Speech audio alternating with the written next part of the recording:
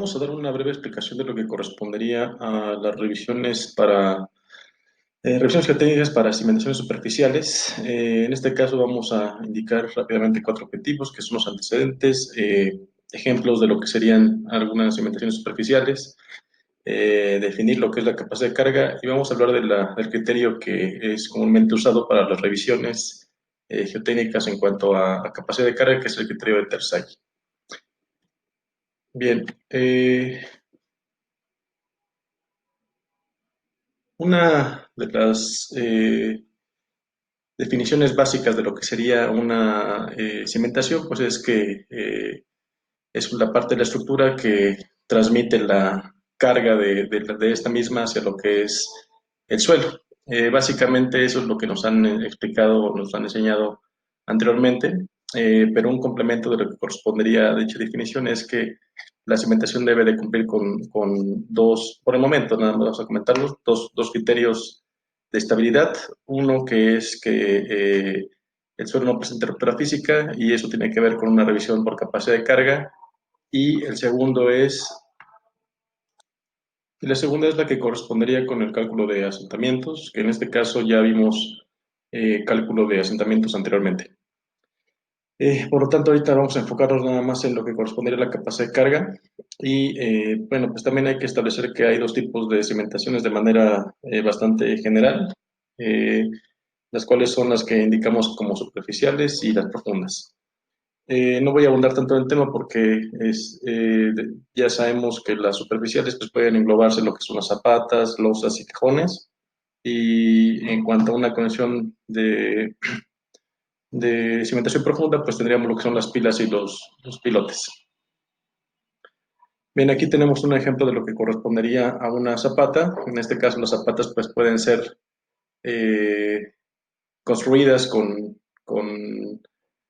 como la que estamos viendo en la pantalla, que son eh, zapatas de concreto reforzado.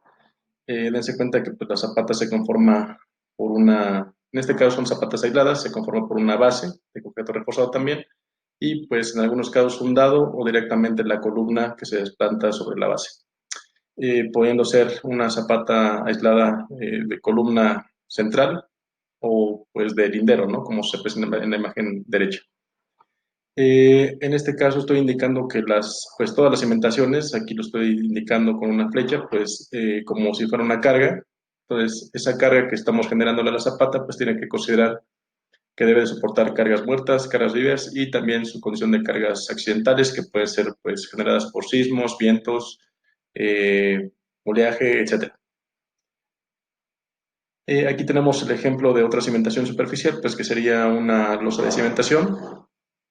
En este caso, pues prácticamente es una plancha de concreto, se hace una cimbra, se hace un armado dentro de dicha cimbra y pues se hace un colado de concreto reforzado. Bueno, aquí también podría indicarse que lleva algunas contratraves, aquí ya no se aprecian, pero pues también eso ya tendría que ver con un tema estructural. Ya colado y ya cuando ya el concreto alcanzó su resistencia, pues se hace el desplante de la estructura.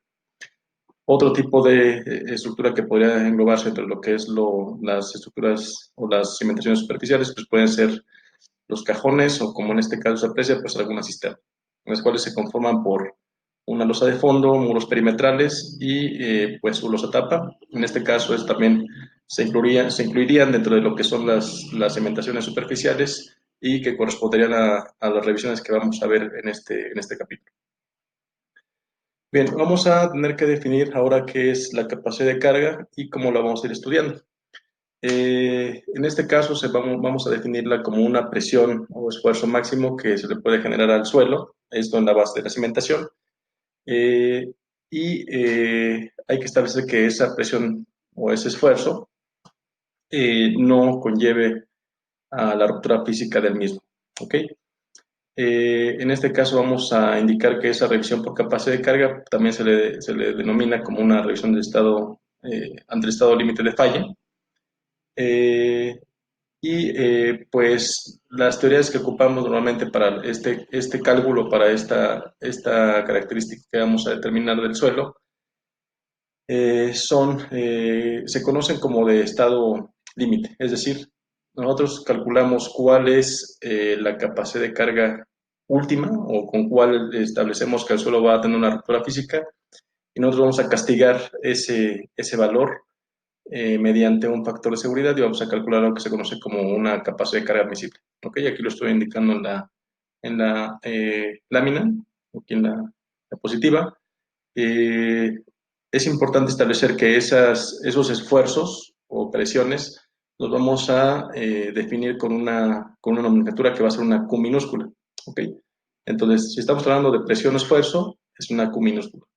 Si estamos hablando de capacidad de carga última, Q subíndice ULT o capacidad de carga última. Y como te estamos indicando, vamos a tener que castigar esa capacidad de carga última a algo que se va a definir como una capacidad de carga admisible. Y ya que también es una presión, pues también se va a definir con una Q minúscula, en este caso con subíndice ADM, es decir, capacidad de carga admisible, como lo estoy comentando, recalcar que son presiones o esfuerzos. Bien, entonces la capacidad de carga admisible va a ser o se va a calcular en función de la capacidad de carga última y pues aquí estamos indicando que la capacidad de carga última se va a dividir o se va a castigar entre algo que vamos a definir como un factor de seguridad o ya sus siglas que ya tenemos que ir identificando, que sería FS, que es el factor de seguridad. Este FS depende de algunas condiciones que ya tendrían que ver directamente con lo que se conoce del suelo. Si es un suelo puramente, bueno, perdón, si el comportamiento respecto al esfuerzo cortante es puramente cohesivo, puramente friccionante o cohesivo friccionante, saber que los parámetros que estamos ocupando para el cálculo respecto a la resistencia del esfuerzo cortante son fiables o definitivamente lo estamos obteniendo mediante alguna correlación, etcétera. Y pues también el factor de seguridad pues depende del tipo de estructura. Ya sabemos que los tipos de estructura pues son a grandes rasgos pues son el tipo A, el tipo B y el tipo A más. Sin embargo, el factor de seguridad pues normalmente lo podemos encontrar entre rangos desde 2 hasta 5, dependiendo del tipo de revisión que estamos haciendo y, pues normalmente el que ocupamos para una capacidad de carga admisible en cuanto a cimentaciones superficiales es el valor de 3, pero más adelante vamos a ir identificando cuando ocupamos un cierto factor de seguridad. Bien, lo que estamos indicando como, acuérdense, como un esfuerzo que es el Q, una Q minúscula, también podemos identificarla como una carga o como una fuerza. ¿Qué es lo que tenemos que identificar? Que la capacidad de carga, que es una presión, entonces esto querría decir que es una fuerza entre el área de la cimentación. Por lo tanto, si queremos establecer la capacidad de carga en función o como una fuerza, pues nada más despejamos lo que correspondería al valor de la carga. Es decir, que la carga última que puede soportar la cimentación va a ser igual a la presión o la capacidad de carga última que se le puede generar a la zapata o a la cimentación superficial por su área de desplante. ¿Ok?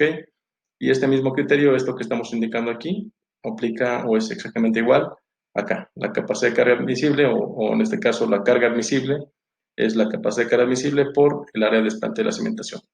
Y rápidamente el factor de seguridad, pues ya tenemos que identificarlo como la relación que hay entre esfuerzos resistentes y esfuerzos actuantes. Esto ya es muy importante que lo identifiquen porque muchos de las revisiones técnicas que vamos a ver más adelante tienen que ver con un factor de seguridad que es esto, ¿ok?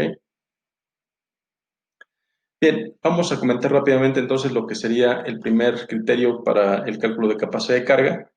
En este caso, vamos a identificar que la zapata tiene ciertas características geométricas, tiene un ancho que le está llamando B, tiene una D, que normalmente en algunos casos es D o DF, que es la profundidad de desplante, y aquí directamente observen en el diagrama que tenemos en la parte inferior. Este es uno de los principales diagramas que quiero que identifiquen. Vamos a hablar aquí de lo que está identificado como Terzaghi y Hansen, que está aquí, lo estoy indicando en la parte de abajo. Comentamos que las revisiones de capacidad de carga generan o establecen una cierta superficie de falla. En este caso, la superficie de falla que plantea Terzaghi es, primeramente, es esta línea que está indicando con lo que es el vértice B minúscula y se va a la A minúscula, después hace una espiral logarítmica hasta donde se encuentra el punto D y luego una línea recta hasta donde se va el punto o el vértice E. ¿Ok?